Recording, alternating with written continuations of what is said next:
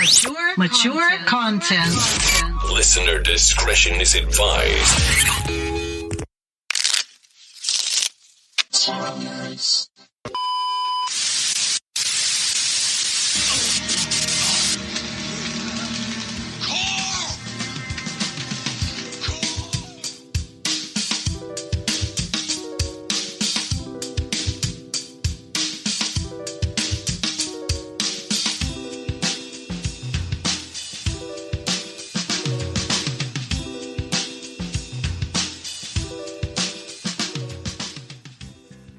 Peace and blessings, fellow journeying tarot nerds. Welcome and thanks for tuning in to the TV and Tarot Talk podcast, where we chill, chat, and tarot. I am your host, Nia Thryce. And I'm Meg Watson. The aim of this podcast is to explore tarot in a chill, casual, and fun way through the lens of TV and pop culture. TV and Tarot Talk podcast is meant to be a safe place to explore concepts, as stories and shows can serve as a shared experience to build an understanding from. For this set of The Walking Dead episodes, we will only be covering the 22 major arcana cards and a few bonus episodes sprinkled in before deep diving into another TV series. This is a rewatch spanning the whole of the AMC's The Walking Dead universe, so beware because spoilers are ahead. Spoiler alert. Spoiler alert. Warning. Spoiler. And now for your hosts. All right, beautiful people, welcome to TV and Tarot Talk, The Walking Dead edition. This is episode 6, and we will be exploring the Lover's card. We do not have any housekeeping items from the last time, as we were recording on the same day as we recorded the Hierophant episode. And let's just jump into it. So, Lover's card is on deck. Meg, would you like to start off with some keywords? Will do. We have choice, sex and love, duality and unity, the self in relation to others, relationships, partnership, passion and reason, the superconscious mind as conscious plus unconscious combined, harmony and balance, aligned values, interdependence, codependence, short trips, choosing one of two divergent paths, interpersonal dynamics in relationships as opposed to institutional construct of it, emotional ties, relating, the voice of the heart, connection, attraction, union of opposites through love, becoming conscious through relationships. All right. In reverse, we have, bad choices, fickleness, inconsistency, troubled or unhealthy relationships, quarrels, disagreements, separations, and opposition. As people, clearly we have lovers, couples, business partners, twins, good friends, things of that sort. And the astrological attributions are the zodiac sign of Gemini, ruled by Mercury, and the element is air. All right. Drama. Let's get into the show. What's up? You can start off with your first point, whatever you got. Okay. For my first point, I have Dwight and Sherry. Dwight and Sherry. Both because they are a couple and because they make some pretty hefty choices. Mm-hmm. It's also kind of fun because it ties in the imagery mirroring between the Lover's card and the Devil card. You have the two figures next to each other and then one looming figure. And in the Lovers, it's the angel, and in the Devil card, it is Baphomet. So it's this idea of choice versus feeling like you don't have a choice or not having a clear view of the options that you have in regard to a choice.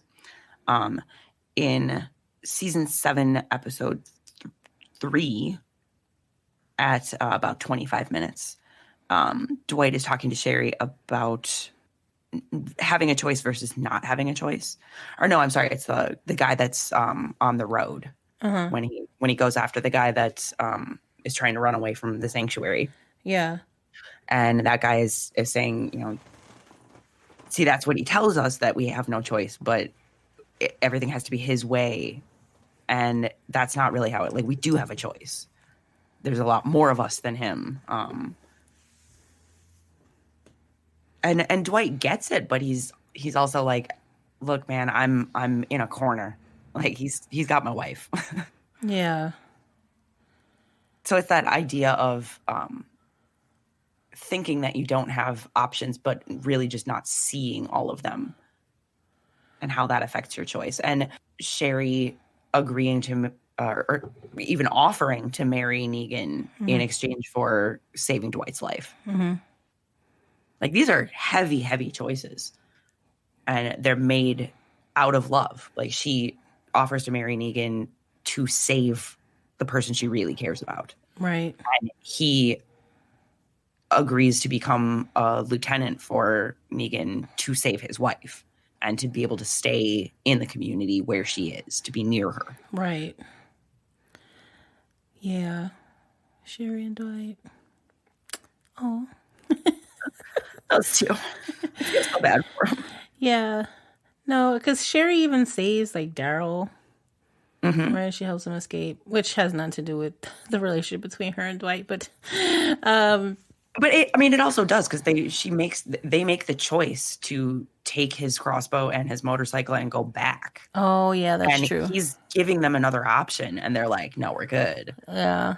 So like, how different would things have been if they were like, you know what, we're going to go with you back to Alexandria. Right. Yeah, they had a doctor there and everything. They probably could have gave that girl her medicine. Well. Right?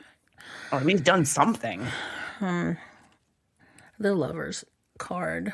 Conceptually in the show, it seems almost, say, flippant. It's that mercurial energy. Because, yeah, Sherry and Dwight is interesting because, like you said, they're one of the couples where we definitely see how their choices are affected by the oppressive regime of Negan. But as we follow them over, like, to Fear and stuff, and you start understanding that backstory, like, you definitely see how they connect in like the Lover's card angle, right? Minus the trauma of what they dealt with over with the Saviors and stuff. Yeah. He good to you? Yeah. Good. You happy? Yeah. It's good. I did the right thing.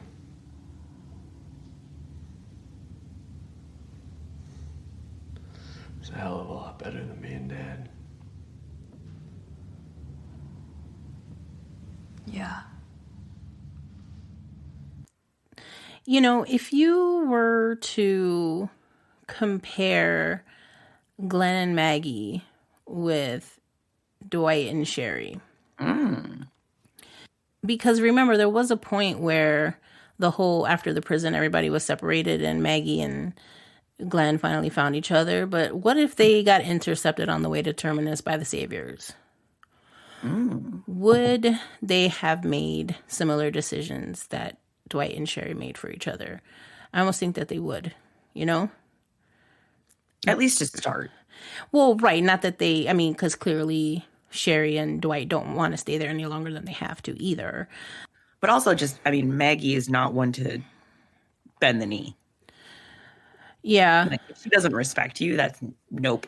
Yeah, but that's true. But there's also something to be said about knowing that people have your back, where you can be obstinate enough to just say no, knowing that people will back you up, you know? Yeah. But if Yeah. you're just like on your own and you get kidnapped, you got to adapt, right?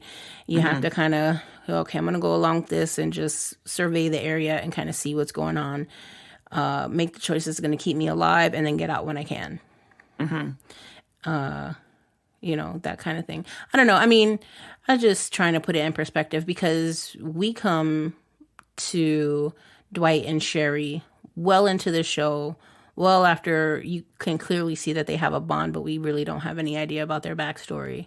Yeah. You know, it just seems like they were basically stuck. They had no one else to back them up. And so they had to do what they had to do. They definitely made some hard choices. And they tried to leave, and then they got pulled back in, and that made it worse for them. And then it kind of frees Dwight up in terms of choice and options after Sherry leaves, when she's no longer part of the equation. It's like, oh, okay, I can deal with Negan now. Right. He only has to worry about himself. Yeah.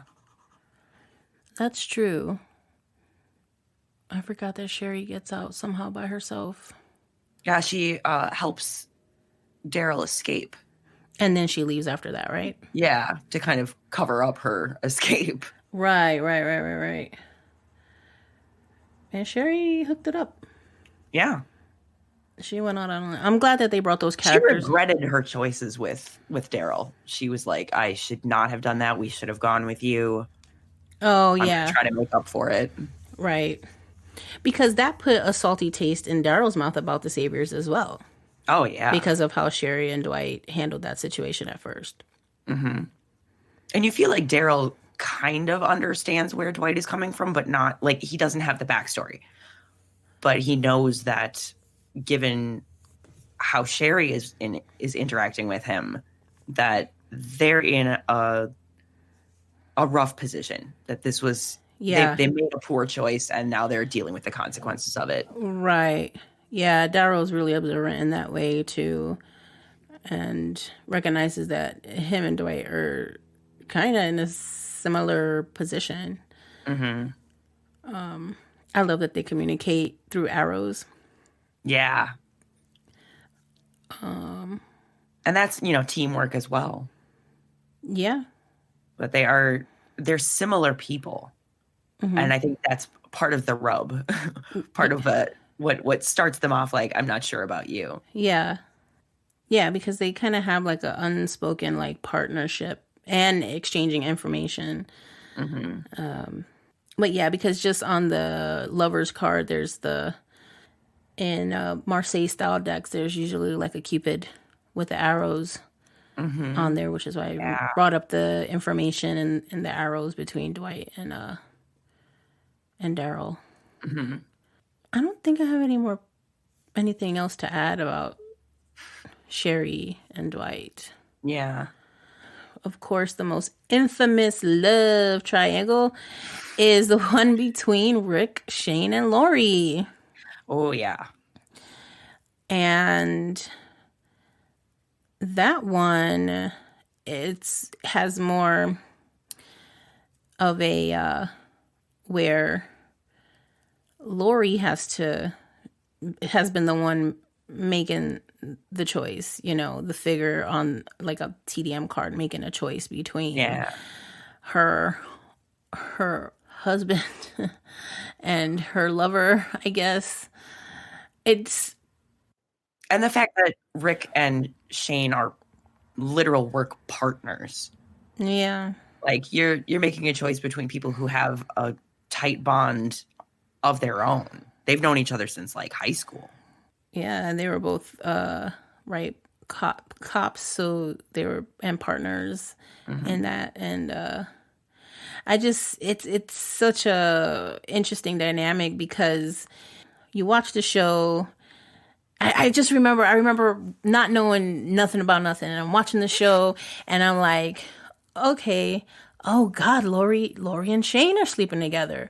Yep. But Rick's alive, you know? And then they all connect and everything, and I'm like, oh, this... And it's all because of Shane's choice to leave Rick at the hospital, to like blockade the door so that Yeah. the walkers can't get at him, but to leave him there to live or die. Like he thinks he's dead, but does he think he's dead? We don't really know what's going through Shane's mind. Yeah, I think he didn't know what to do. The situation is dire. I'm sure his, heart rate was up with all the guns going off and everything. You're in fight or flight mode. I get it. Yeah. And, so there's that. But there's also the other part that I think they show it to us, but I think we fail to recognize it sometimes, which is... Well, am I thinking about that right? I was going to say when Lori and Shane see them drop like the napalm in Atlanta.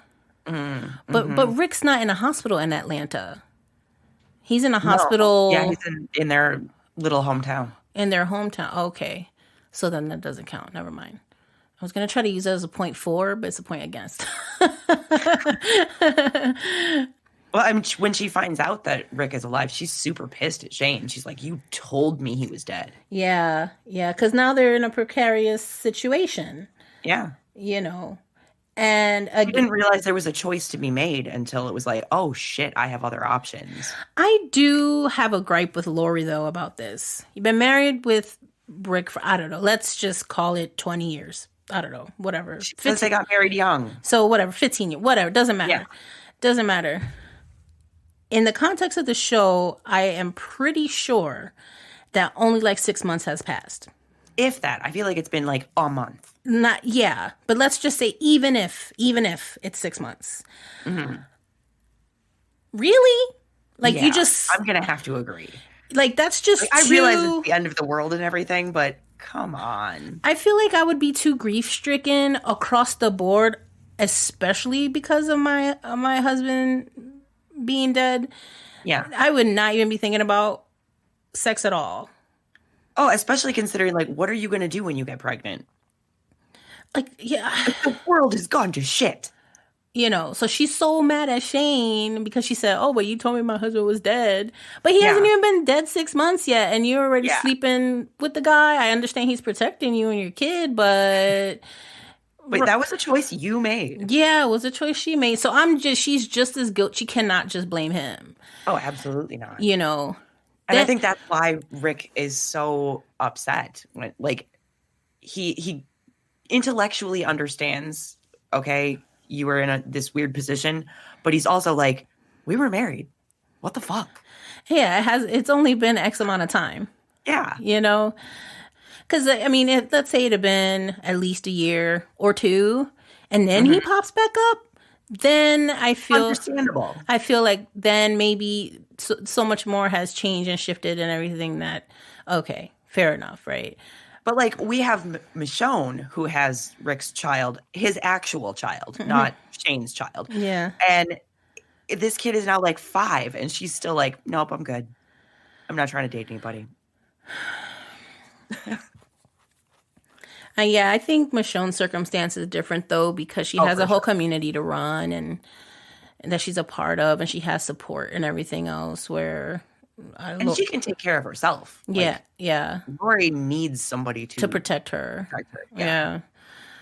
So, that love triangle right there is... woo-wee. I mean, it's the driving force of the whole show because then Rick comes back and...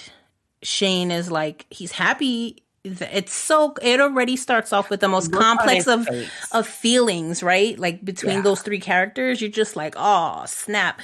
Because Shane, the face he makes when he sees Rick. You can see the wheels turning like, oh shit, what does this mean? Yeah, he's like, he's happy he's alive.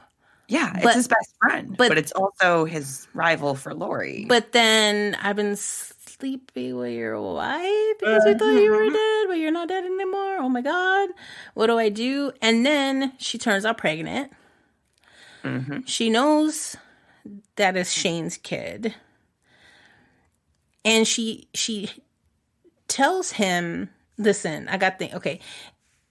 She has to say, these are our kids. You're not the, you're not the even dad. If it's yours, it's not yours. Which is, listen, that's very emasculating.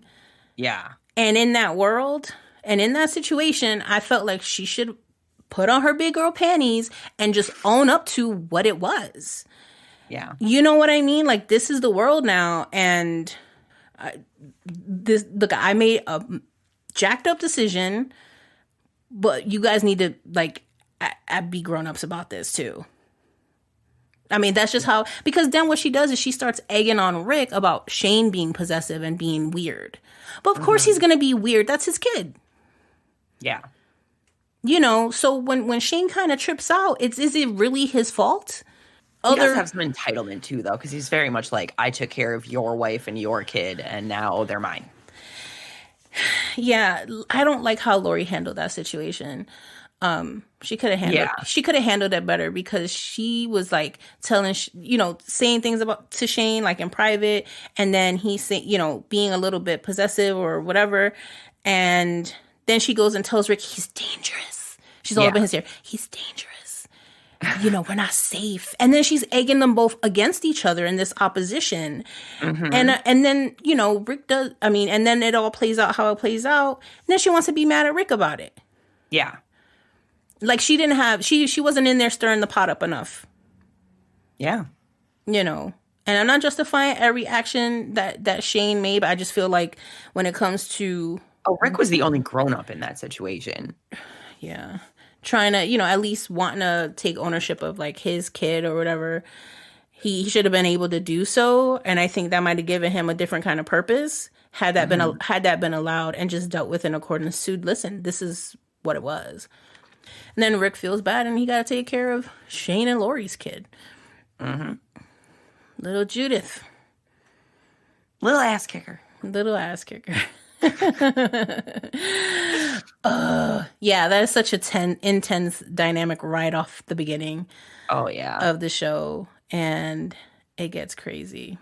Well, and in terms of like the dysfunctional codependent thing, we have the Irish woman from the airport who Rick finds in the woods. Oh, yeah.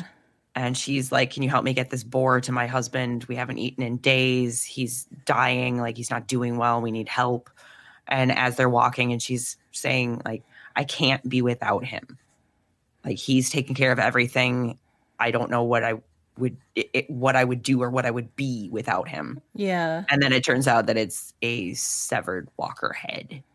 Hasn't been her husband for quite some time. Yeah.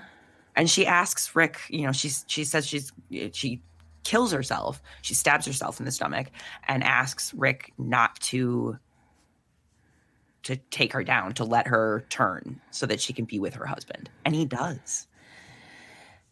Yeah, the world is so freaking jacked. Yeah, I've always felt bad for her. Because you could tell she just lost it mentally. Yeah. Just like not in reality. When he's asking her the 3 questions, mm-hmm. and she says she's only killed one person, herself. And he asks why. And she says, you don't get to come back from this. And she's talking about the loss. She's not talking about this world. Yeah. She like literally cannot go on without her husband. Yeah, I remember that. Because that's like one of the first times that Rick kind of goes out after he comes out of the emotional spiral from losing Lori, right? Yeah. Yeah. So he completely understands that sense of loss. Yeah. But also he's like, but I have to keep going. Yeah. Like, I remember at first, I was very like, clearly you don't trust anybody when you meet new people in the show. Yeah. But I was like, something's off. Like, I don't know. And then when I found out what it was, it's like, oh, she's just not accepting reality, in a healthy way. And so I felt bad for her. But good point with those particular keywords for that lady. We also have the weird thruple thing with Eugene, Rosita, and Abraham. I can see that. I mean, Eugene isn't like interested really. He's like, it's just kind of entertainment. Yeah, I mean, I think clearly they've been on the road with each other all for a really long time, and Abraham and Rosita, have a sexual relationship. And I don't think that Eugene doesn't think that Rosita is attractive, but like I don't know, it's weird. I mean, it's a known thing, and it, for whatever understanding it is, it works for them. Yeah. You know what I mean?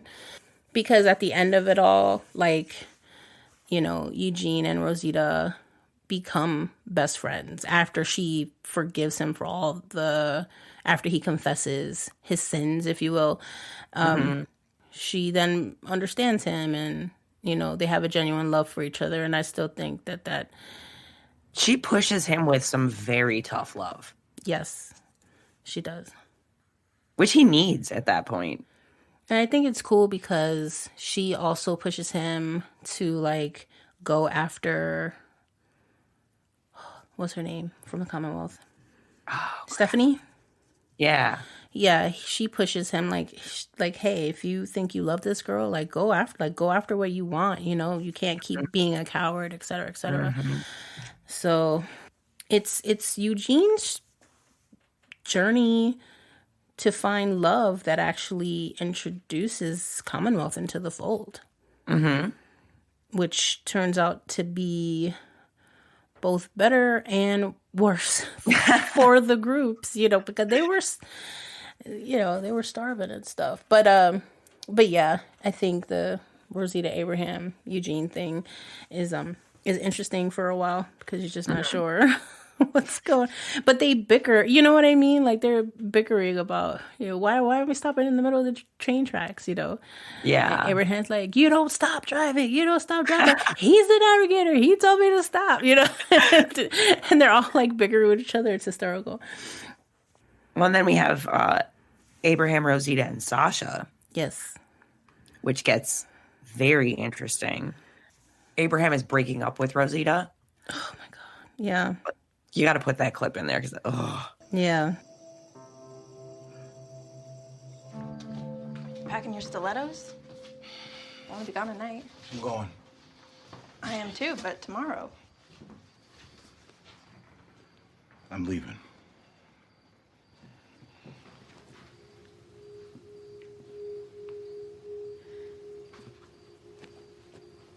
Why? It happens. Are you serious? This is how I want it. Why? Why are dingleberries brown? Just the way shit is. No. No, after everything we've been through, you are not walking out that door unless you can tell me why. Tell me! Tell me why!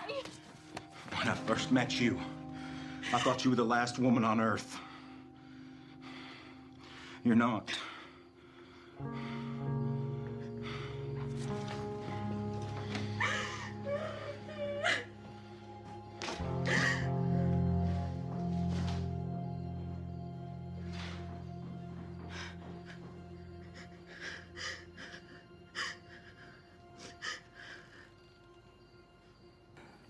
But he's basically saying, I didn't realize I had a choice. I thought you were it. And now that I realize that I have a choice, I'm going to make the choice. And he chooses Sasha. Yeah. And he's such a dick about it. Like, you did not have to break up with her like that. I think that I know what you mean. I do know what you mean. But I think he was trying to rip the Band-Aid off. He didn't want to leave any gray area about, that maybe there still might be a chance or anything like that. He had to basically throw the stones at her to make her understand that it's a no all the way around. Yeah. But yeah, it's still hard to listen to. And all well, that. It's like right after he tells her that she's damn near perfection. Like, I know. the fuck, dude? I know.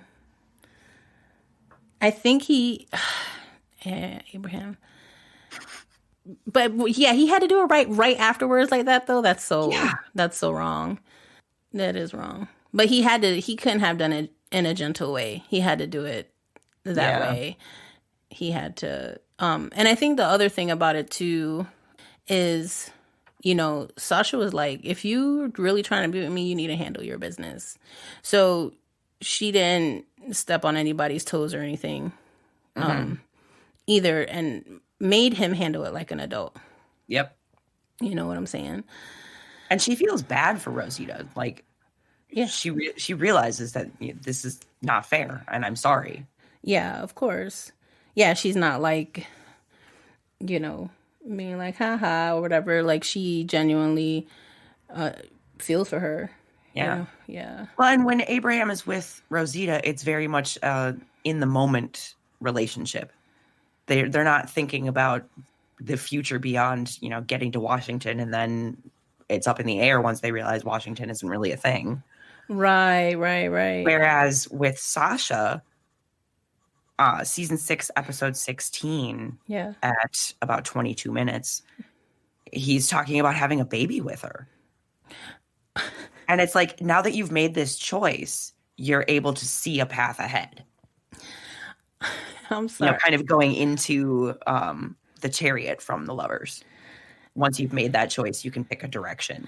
Yeah. No, and I'm sorry I'm giggling. I'm giggling because I'm thinking about when Abraham asks Glenn in the trailer about the Bisquick. Were you trying to make pancakes? Yeah. And the look on Glenn's face like, yeah, what? That's so good. I also think that the Abraham Rosita Sasha dynamic again plays really intense and heavy after when Sasha says she's going to take Abraham's body to Hilltop. Ooh. Yeah, you get such great imagery there with the TDM lovers card. Mm-hmm.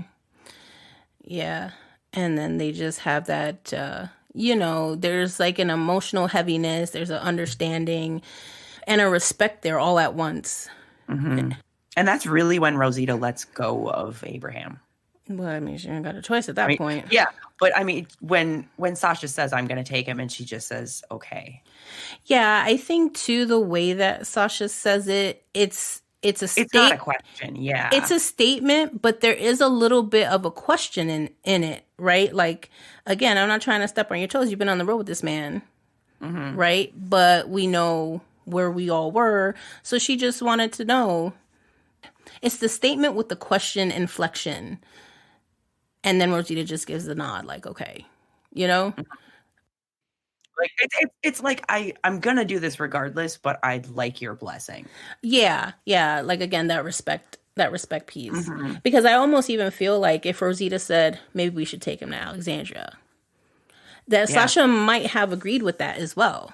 Yeah, just because that's who he was riding with, who he was defending, and all that kind of stuff. You know what I mean? So, but the easiest recourse, of course, is just to agree with it and say, yeah, go ahead and take him with Glenn. You know what I mean? Because that's something else too, is that Glenn and Abraham, they became road dogs. Yeah. When Abraham's like, I want to take Glenn with me. You know what I mean? And he's like, I'll go with you, but just stay one more night at the church, all this kind of stuff. But that's a little bit more of a digression. But anyways, yeah. Heavy stuff. The lovers.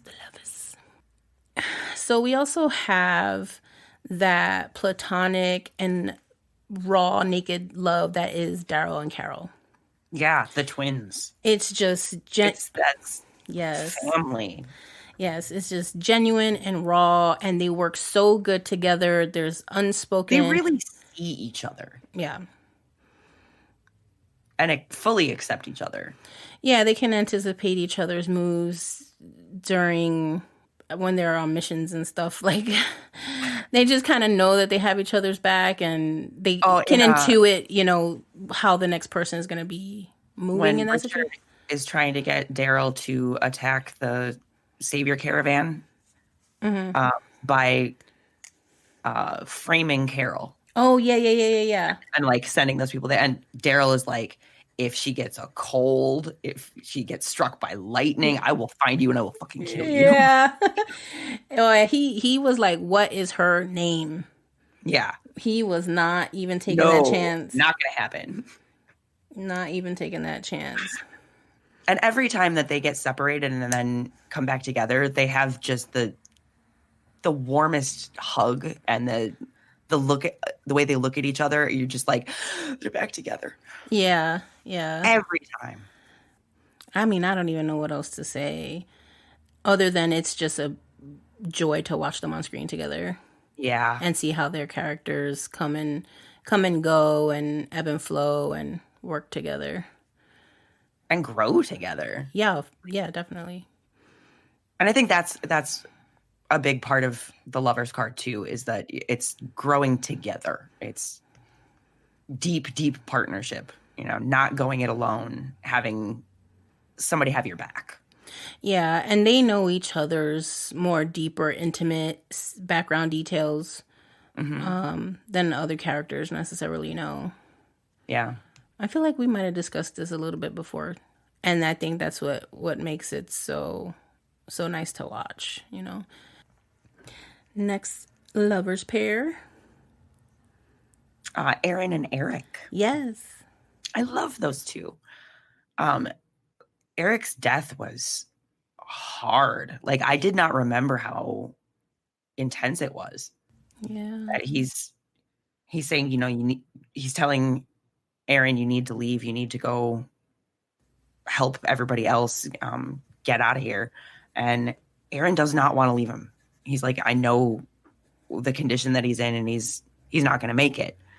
And then going and doing stuff and coming back, and Eric's body is gone, and he watches him walk into the herd, and there's like nothing he can do about it. Yeah. That's just heartbreaking. Yeah, he poor Aaron. Poor Eric. And so sad that he finds Gracie after that, because I think that the two of them raising Gracie together would have been so beautiful. Yeah, and they both wanted kids together, right? Yeah. So him raising Gracie is like him honoring Eric and everything. And Denise and Tara. Oh, I love them too. And I love how Tara gives Denise encouragement. Mm-hmm. And then that gives Denise the strength to go out with Daryl and Rosita and help them make better choices. Mm-hmm. Denise's death always bothers me too. Oh, when she gets back to, when Tara gets back to Alexandria, and everybody else knows that Denise has died, but she doesn't. And you just see Eugene start crying. Yeah. Like, he can't even say anything, and she already knows. Yeah. Oh, that one hurt. Yeah, that one really hurts too, because she's giving them a speech because they're both having moments, so she's trying to give them a pep talk. Yeah. And it's stupid Dwight with Daryl's crossbow. Yeah. Of all the things, like, just to add salt into the wounds, Yeah. So, piss me off. I love Denise. Yeah, because she said she went to med school to be a surgeon, but she had a really bad reaction to it, and so she went into psychology. But when Rick killed Jesse's husband, Pete. Ugh. Yeah, it left them all without a surgeon, so she stepped up. Mm-hmm. And Tara, Tara helped her deal with her anxieties about it and all that stuff. Mm-hmm. Yeah. I also love Bob and Sasha. Yes. Because Bob was just a little ray of sunshine. Yeah. And Sasha is just so mean. Their little game where she's like, what about this terrible thing? And he's like, here's the good side. Yeah. Silver lining. Yeah. So cute. And I mean, he's doing that like on his deathbed. I know. Like, this is not the time. And he's like, I don't have any time to do this after this. So. Yeah. And maybe her giving Abraham any wiggle room might come from that echo of Bob trying to go look at the bright side of things. Yeah. And of course, I mean, there's so many. So, well, I think we talked a lot about Glenn and Maggie in the last episode. But clearly they're a lover's card. Or they're a lover's card. They're, in a relationship. They're like the lovebirds of the story. Like they're both just so into each other and, fight to get back to each other, and they're young and in love, and everybody else they're, might be in relationships and stuff, but they're just already in the relationship when we meet them, or they're older by the time they start getting into relationships. Glenn and Maggie are like the teenage love affair. Yeah. I mean, not that they're teenagers, but they're young enough. 22? They're young enough to fit it kind of in that, Yeah, for sure. in their hormonal piece. I'm just gonna go down the line. Carl, Enid, and Ron. Oh, yeah. Sort of a mini version of the parental figures involved there, too. Because then you've got Rick, Jesse, and Pete. Oh, yeah. Yeah, there's a lot of drama in Alexandria when we first get there. Like, y'all are still definitely the suburbs. Yeah. Because Enid and Carl see eye to eye because they were both outside, and Ron was never outside. Yeah. But Ron can't stand Carl because Rick killed his dad. And so there's a double impend, and Rick is like courting his mom. So there's like, I feel nothing for nothing. Like on the rewatch, I was like, man, you know what? I'm not mad at Ron. Also, I mean, they're like 15, so he's got to be super hormonal and just like, this is probably his first relationship. That's a lot for a 15-year-old to deal with. Yeah. And I can't be mad at him. Yeah. Yeah. Once the Walkers like get his dad is not exactly a great influence.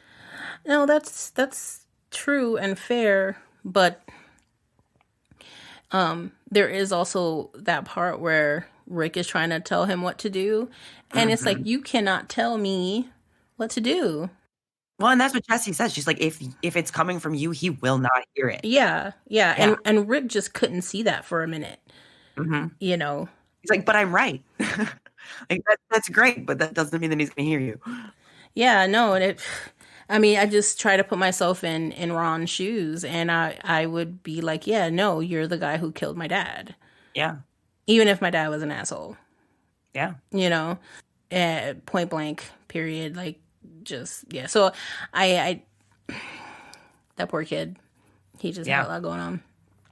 But see, all these lover dynamic and choices just make for the most amount of drama.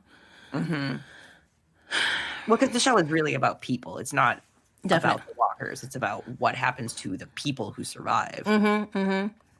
And so when Ron's mom and little brother get, I was going to say eaten by the walkers, but Rick has to hatchet her arm. Yeah. To let go of Carl. So he's seeing that. You killed my dad. You're hacking at my mom. Yep. I'm gonna, I'm gonna gun you down. And then there goes the end of that family. God, well, Spencer felt the same way about Rick. Spencer was like, he was talking to Gabriel at one point about, what all these people died right after Rick got there. And Gabriel's like, but what would have happened if he hadn't been there? Like, who might have died instead? How many other people? Yeah. Like, you can't know what would have happened with the choice you didn't make. That's true. Oh, you know who I love as a couple? Mercer and Princess. Yes. Okay, first of all, I just love Princess. Like, so much. Yeah. She's just so out there and loud and bubbly. Yeah. And Mercer is so like tight-laced and by the book and orderly. And so the two of them together is just fascinating and amazing and hilarious. It is. I like when they tell her that she can go to Commonwealth with them, and she was like, Really? Do we need candy? Do we need books? And she gets like really excited or whatever. I love that part so much. Yes. Yes. Yes. Yes. Well, you know the area, so. Do we have enough time to grab stuff from my stash? I've got food and clothes and a cool spear and some candy. Does this mean I get to have my gun back? Can I know where we're going? Is there a map? Do I get to hold it? But she's super observant and everything else. I do like, and I know we're not really at that point, but there's a part where Princess basically sets her boundaries about Mercer having to make a choice. Mm-hmm. And because she's realizing that Commonwealth is not what she thought it was, and so she's going to leave. Yeah. And that's... And knowing that he knows that it's not what it Right. appears to be. Right. Like, you have access to the inner workings. You know what's going on. You've been avoiding making this choice, Yeah. but it's always been there. Yeah, and she tells him her backstory, Mm-hmm. and then she makes this comparison to that, but a bigger scale with the Commonwealth. Yeah. And he really takes that to heart, you know. And I think He she respects her. Yeah. And she respects him too, but she was like, but if you're going to sit here and not do anything about it, then I can't. Yeah. And then what's the point? Yeah. Yeah. And that's probably one of the more serious bits that Princess has had to do. Oh, for sure. I mean, she has a couple of intense episodes, but that in terms of the lovers and choice and, you know, a partnership and all that stuff, I think that's a really good example.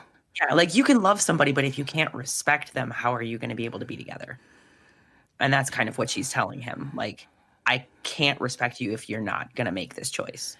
Yeah, you're the head of the police department, essentially. Mm-hmm. And innocent people are dying. Yeah. Why would this be? Why do I want to live in this world? Yeah. When you can make that change, you can make that choice. Yeah. Oh, I can't wait till we get to those episodes too.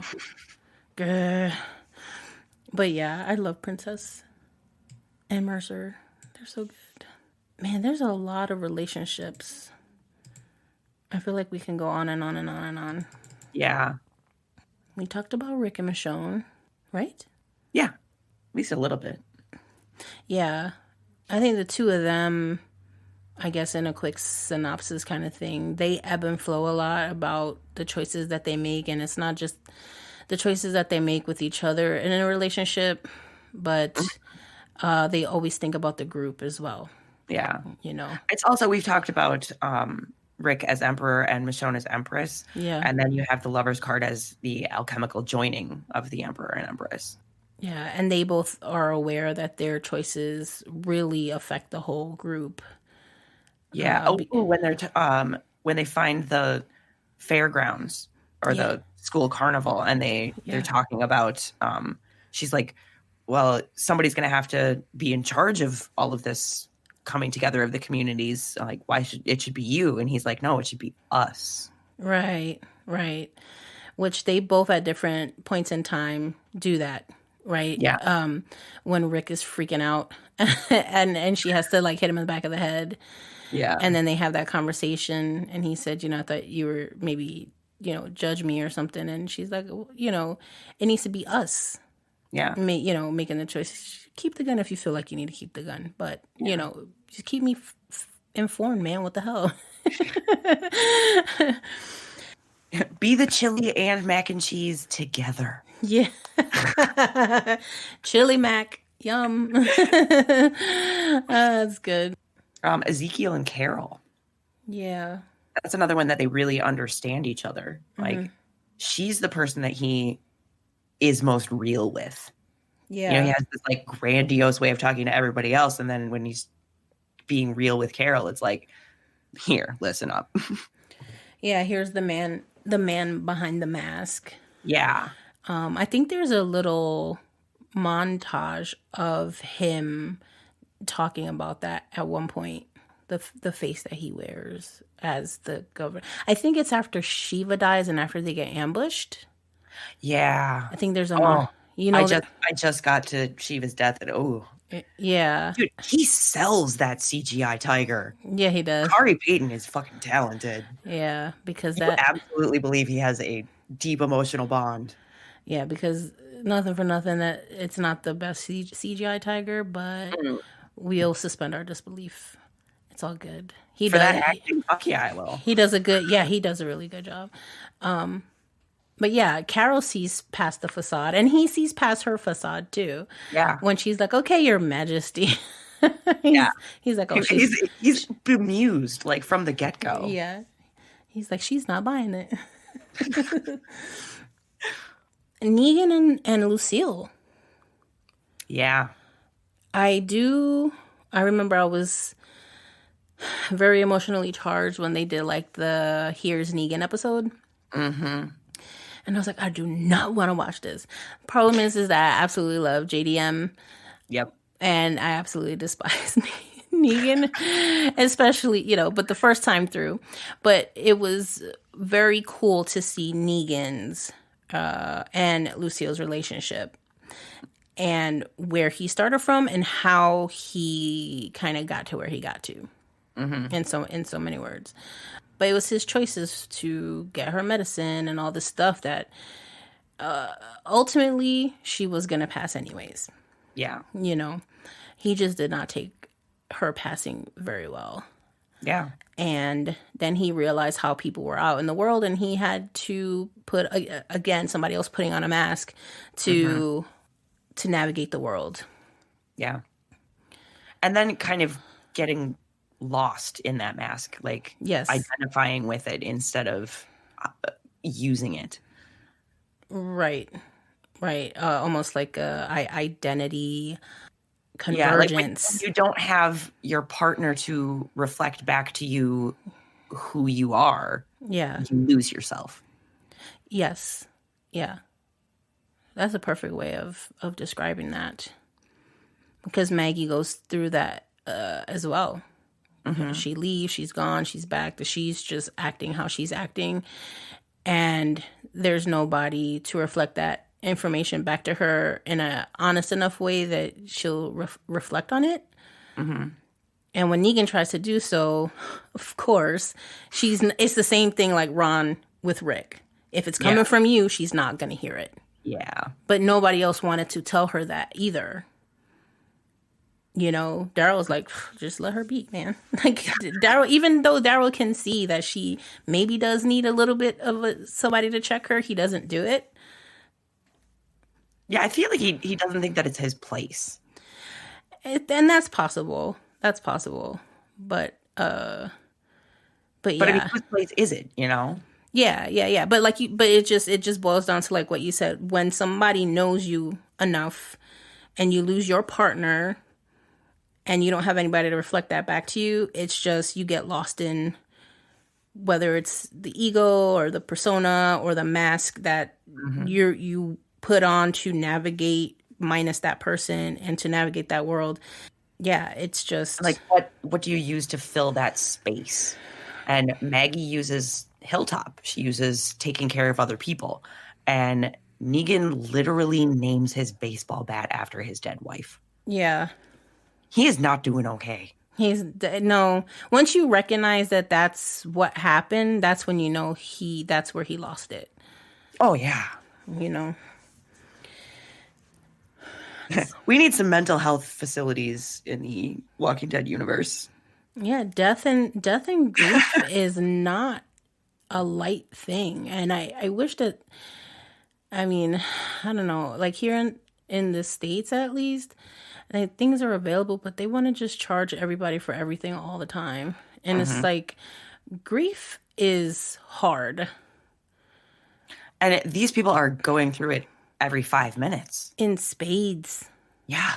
In spades. There's just not enough time to process and decompress. They just have to keep going. So these masks that are being worn, this armor, this proverbial armor that's being worn, is just getting bigger and bulkier and bigger and bulkier. Because people don't have the chance to sit down and sort through everything. Yeah. And I can identify with that a little bit. Because it's like a self-preservation thing. Mm-hmm. But it's also like, you know, the mask that you choose to get yourself through it. If you do end up identifying with the mask instead of, you know, releasing it once it's no longer serving you, Mm-hmm. how did you make that choice? And why? What did you think that particular mask was going to, how did you think it was going to serve you? And how did it end up serving you? Yeah. You know, because like Maggie is very much thinking about the future. She's pregnant. She's got things to think about in terms of the long term. When she goes to get the blueberry bush, and she's like, this thing could produce fruit for like 40 years. Mm-hmm. We need to be thinking that far ahead. Mm-hmm. And I think Negan, after he lost Lucille, it was about, what do I need immediately? What do I need to get me through today? He doesn't have that far-reaching sense of the future. Yeah. And I think that's why the sanctuary gets out of control. Yeah, because he goes back to those guys who held him captive, right? Mm-hmm. And he takes care of those guys. And then he basically creates a reputation for himself. Mm-hmm. And then he builds off of that reputation. Yeah. And he just he didn't want to be bullied, and he eventually became the bully. Yep. Yeah. Okay. Whew. Heavy stuff. Yeah, lots of choices and mental gymnastics going on with this card and the characters, and it all kind of does stem from, you know, them losing their, you know, because even when like shifting characters for a second, we talked about this at some length in a different episode, but when Rick loses Lori, mm-hmm. and he also loses his grounding, his purpose, his identity, his like, whole, he does not know who he is for a while. Yeah, because he doesn't have his best friend, he doesn't have his wife. Yep. He has a baby without the woman there, or without the wife there, you know what I mean? And also, there's no body to bury. Yeah. I think this is maybe one of the where we get enough of a chance to recognize that a death has happened where a proper burial couldn't have happened because that walker like ate her. Yeah. Which I find so strange because she was already dead. She was pretty fresh though. So, but all right, I'm gonna let it go. But yeah, that would be devastating. I mean, devastating anyways, but just not being able to finalize it, you know? Yeah. That makes Rick a little bit on that. Especially because they were in such a weird place in their relationship at the time. Mm-hmm. Like, he wanted a chance to either work things out or decide not to work things out. And they didn't even get to that point. Like, she was gone before they could decide how to go forward. Yeah. And I also think that at that point in time, Rick did not really see the rest of the team as family yet. Yeah. I think that is something else that once he comes around to that theme for himself is when he comes back to himself. Yeah. That this is my team, but this is my family now. These are people I need to take care of and all that. Right when you saw me.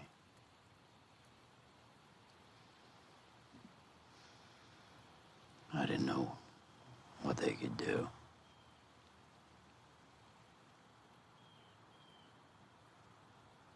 It's not on you, Daryl. Hey. It's not on you. You've been back with us here now. That's everything.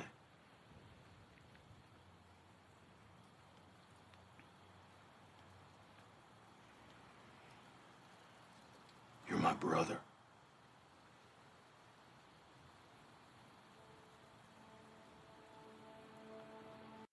Yeah, it comes back to that loving is what makes it living rather than just surviving. Like, that just keeps coming up for me with the show and many of the cards.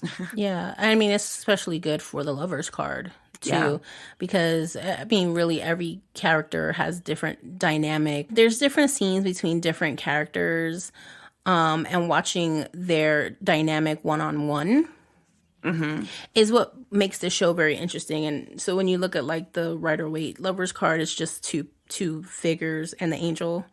And it's almost like what we discuss is between me and you, and it kind of stays with me and you kind of thing. And so you got all these relationships developing with each other, and then how they're making their choices based on who they trust and who they don't. And it's, again, being reflected back through the people that you care about. Yeah. Who you choose to call family helps you to define who you are. Yeah, because like a good example is when Morgan and Carol have conversations. At first, there's a opposition of, what actions to take, but then they start to recognize that on some theological place found somewhere that they see eye to eye on things, and they're both struggling with the same things, and so they can have these very candid conversations that she can't really have with other people.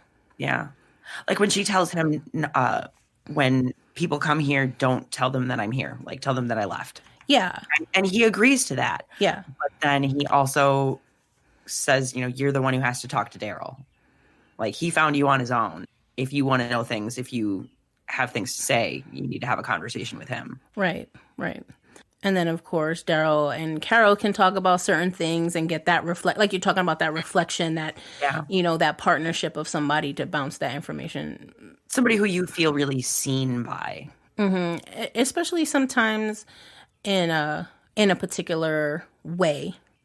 She couldn't have had that same conversation with Daryl that she had with Morgan. Yeah. Not that they couldn't have had that conversation, but that the potency of what was to come out of that conversation would be different. Because their relationship is different. Right. Okay. So I also love, I guess we'll just shift to some more characters. So there's Yumiko and Magda as a relationship, and then there's Kelly and Connie. Yeah. So I love Kelly and Connie like as twins. Yeah. Like the twins concept. They just know when things are wrong. They can read each other so well. And when Kelly's hearing starts to go, knowing, okay, but my sister's been deaf all of her life. Yeah. And so she already knows sign language. She has somebody that she can communicate with on that, in that way. And as somebody who can guide her, like, I know what it's like. Let me show you the ropes. Yeah, and I think that it's really beautiful too, because the rest of the group starts to learn sign language. Yeah. And when they're out and they're, on missions, if you will, they can communicate very clearly using the sign language without having to say a word. Yeah. So I love that, they're like, this is our superpower. So, yeah, no, I think it's a beautiful thing. Yumiko and Magda. That's another one that's super fascinating, like lawyer and criminal. We have this like really interesting balance between people in the couples on the show. Yeah. Yeah, sometimes they're so extremely opposite, right? And you wonder how it works, but it does. Yeah. And I guess that could even be like the yin-yang concept of how the lovers work, right? There's always a little bit of that opposite thing in you. Yeah. Strengths and weaknesses that help bolster each other's strengths and weaknesses. I think this was a really difficult episode to try to record. Because the word choice is just what choices are we supposed to be talking about? Obviously, relationships are important too, but this one felt mercurial. Yeah, definitely. and airy and not grounded at all. So hopefully this all made sense to you guys. Do you have any other points that you can think of? I don't think I do. There's more, clearly, but if there's any other big ones that you think, choices and stuff come through in the show, let us know in terms of like the discussion question. I kind of just jumped right into it. I apologize. And how might have like a tarot reading have affected a character's choice on the show? Like if, people were trying to figure stuff out and they did a tarot reading, like where do you think maybe a tarot reading might have served a purpose? That might be interesting. I might need to think about this too. And how do partnerships affect choices made by characters? I like that one. I like that question. Yeah. I need to sit with these myself.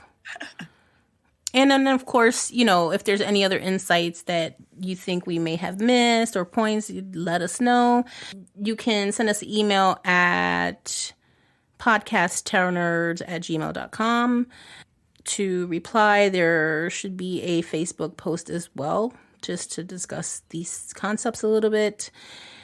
And additional information for this episode can be found on our website, tarotnerds.com, just in case you want a quick reference of the topics discussed. Don't forget to sign up for the newsletter. And then next episode, we will be talking about the Chariot card. How are we at the Chariot already? I know. Okay. Okay. All right. So we hope that you found this episode insightful and helpful and fun. Thank you for listening to TV and Tarot Talk. No matter where you are, don't forget to take some time out of your week to chill, chat, and tarot. Catch you on the next episode. Peace. Bum, ba, da, da, da, da, da, da, da, da.